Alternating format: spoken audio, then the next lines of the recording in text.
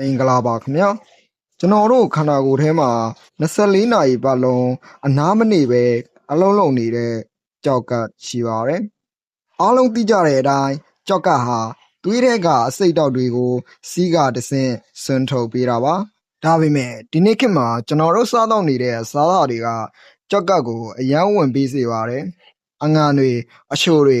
ဒါရှည်ခံဆေးတွေကြောင့်ကြောက်ကပ်ဟာတဖြည်းဖြည်းအလုံးမလုံးနိုင်တော့ပဲဖြစ်လာတတ်ပါတယ်။ကြောက်ကပ်ကပုံမှန်အလုံးမလုံးတော့ရင်ခန္ဓာကိုယ်မှာအဆိပ်တွေပြေလာပြီးယောဂမျိုးစုံဝင်လာတော့တာပေါ့။ဒါကြောင့်ဒီနေ့ဗီဒီယိုမှာတော့သင်ရဲ့ကြောက်ကပ်ကိုပြန်လည်အားကောင်းစေပြီးတန်းဆင်ပေးနိုင်တဲ့အစားအစာ9မျိုးအကြောင်းကိုသိစိတ်တင်ဆက်ပေးသွားမှာဖြစ်ပါတယ်။ဒီဗီဒီယိုလေးကိုအဆုံးထိကြည့်ပေးဖို့ဖိတ်ခေါ်ပါတယ်ခင်ဗျာ။ပထမဆုံးတစ်မျိုးကတော့အားလုံးနဲ့ယဉ်နေပြီးသားဖြစ်တဲ့ဘန်းသီးပါ။တစ်နေ့ဘန်းသီးတစ်လုံးစားရင်ဆရာဝန်စီသွားဖို့မလိုဘူးဆိုတဲ့စကားရှိပါတယ်။ကြောက်ကပ်အတွက်ဘာကြောင့်ကောင်းတာလဲဆိုတော့သူ့မှာပါတဲ့ဘက်တင်ဆိုတဲ့ပျော်ဝင်အမြင်တက်ကြောင်းပါ။ဒီတက်ကသွေးတွင်းကကိုလက်စတရောနဲ့ဂလူကိုလို့ခေါ်တဲ့တကြားဓာတ်ပမာဏကိုချောချပေးလို့ကြောက်ကပ်ကိုဝင်မပြီးစေပါဘူး။တတိထားရမှာကဘန်းသီးကိုအခွန်ခွာမစားပါနဲ့။အခွန်မှာအန်တီအောက်ဆီဒန့်တွေအများကြီးပါဝင်ပါတယ်။ဒုတိယမျိုးစားကတော့ဘလူးဘယ်ရီပါ။ဒီသီးလေးတွေက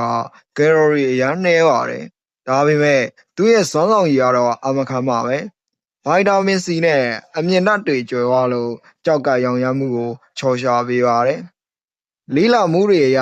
ဒီသီးကနှလုံးနဲ့အုံနောက်ကိုပါအကျိုးပြုတယ်လို့ဆိုပါတယ်။နောက်တစ်ယောက်အချက်ကတော့အစားအစာတဲ့အာဟာရဓာတ်တစ်မျိုးအကြောင်းပြောပြချင်ပါတယ်။အဲ့ဒါကတော့အိုမီဂါ3ပါ။ဒါကိုကျွန်တော်တို့ကဘယ်လင်ငါးတွေစီကနေရနိုင်ပါတယ်။ဒီအကျိုးပြုတဲ့စီဟာသွေးတွင်းကမကောင်းတဲ့စီတွေကိုကျစေပြီးသွေးတိုးကိုထိန်းညှိပေးပါတယ်။သွေးတိုးကျမှသာကြောက်ကပ်ထဲကသွေးကြောလေးတွေပျက်စီးတာကိုကာကွယ်နိုင်မှာဖြစ်ပါတယ်။စတုဒ္ဓကတော့စိမ်းရင်းရောင်အရွက်တွေထဲမှာဘယင်လို့တင်စားရတဲ့ကိုက်လမှာသူ့မှာဗိုက်တာမင် A ဗိုက်တာမင် C ဗိုက်တာမင် K နဲ့ကယ်လ်ဆီယမ်တွေအများကြီးပါပါတယ်။အထူးသဖြင့်ဖရေပိုနိုက်ဓာတ်တွေကြောင့်ကင်ဆာရောဂါကိုကာကွယ်ပေးနိုင်စွမ်းရှိပါတယ်။ကြောက်ကပ်ကျန်းမာရေးအတွက်အရွက်ဖြော်ရည်တောက်ရှင်သူတွေအတွက်ကိုက်လာဟာအကောင်းဆုံးရွေးချယ်မှုပါပဲ။ကျေးဇူးမမျိုးစားကတော့စတော်ဘယ်ရီပါ။နီရဲနေတဲ့ဒီသီးလေးတွေမှာတက်တိုးစမ်းကျင်ပစ္စည်းနှမျိုးတောင်ပါဝင်ပါတယ်။သူတို့ကခန္ဓာကိုယ်ထဲကဆဲတွေပျက်စီးမှုကိုဓာစီပေးပြီးရောင်ရမ်းမှုတွေကိုလင်းလင်းမြန်မြန်ချောချပေးပါတယ်။ရှော့ခုမြောက်ကတော့ဟင်းနုံးတွေပါ။သူ့မှာဘီတာကယ်ရိုတင်ကျော်ရလို့ကိုယ်ခံအားကိုမြင့်တင်ပေးပါတယ်။ဒါတွေမကသေးပဲအမြင်အာရုံကိုလည်းကောင်းမွန်စေပါတယ်။ဒါပေမဲ့တခုသတိပေးရှင်တာကကြောက်ကပ်မှာကြောက်တဲ့ဘူးသူတွေကတော့ဟင်းနုံးတွေကိုအလွန်ကျွံမစားသင့်ပါဘူး။နောက်ဆုံးတစ်ခုကတော့ကစွန်းပါ။ကစွန်းမှာပိုတက်ဆီယမ်ပါဝင်မှုမြင့်မားပါတယ်။ဒီပိုတက်ဆီယမ်ကခန္ဓာကိုယ်ထဲကဆိုဒီယမ်ဆိုတဲ့အငံဓာတ်တွေကိုမျှတအောင်လုပ်ပေးပါတယ်။ကျွန်တော်တို့ကအငံတွေအများစားတဲ့အခါကြောက်ကပ်ကပင်ပန်းရပါတယ်။ကစွန်းဦးကအဲ့ဒီပိုရှာနေတဲ့ဆိုဒီယမ်တွေကိုဖယ်ရှားဖို့ကူညီပေးတာကြောင့်ကြောက်ကပ်အတွက်အားစီးတစ်ခွက်ပါပဲ။ကဲအခုပြောပြခဲ့တဲ့အစားအစာ9မျိုးဟာဈေးထဲမှာအလွယ်တကူဝယ်လို့ရတယ်လို့ဘေးအတွက်စိုးကျိုးလည်းမရှိပါဘူး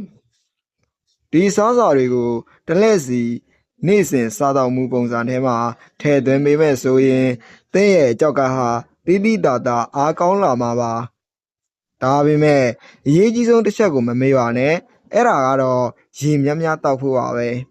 ။အစားအစာတွေဘလောက်ကောင်းကောင်းရေလုံလောက်အောင်မတောက်ရင်ကြောက်ကပ်ကတော့အညစ်အကြေးတွေကိုမစေးကြောနိုင်ပါဘူး။ဒီဗီဒီယိုလေးကအသင့်အတွက်အကျိုးရှိစေမယ်လို့မျှော်လင့်ပါတယ်။အခုလိုကျန်းမာရေးဘူးသရတွေကိုစင်ဆက်မပြတ်သိရှိနိုင်ဖို့ကျွန်တော်တို့ရဲ့ channel ကို subscribe လုပ်ထားပြီးဘေးနားကခေါင်းလောင်းလေးကိုလည်းနှိပ်ထားပေးပါဦးနော်။နောက်ဗီဒီယိုတွေမှာပြန်တွေ့ကြပါမယ်။အားလုံးပဲယောဂဗျာကင်းဝေးပြီးကျန်းမာကြပါစေဗျာ။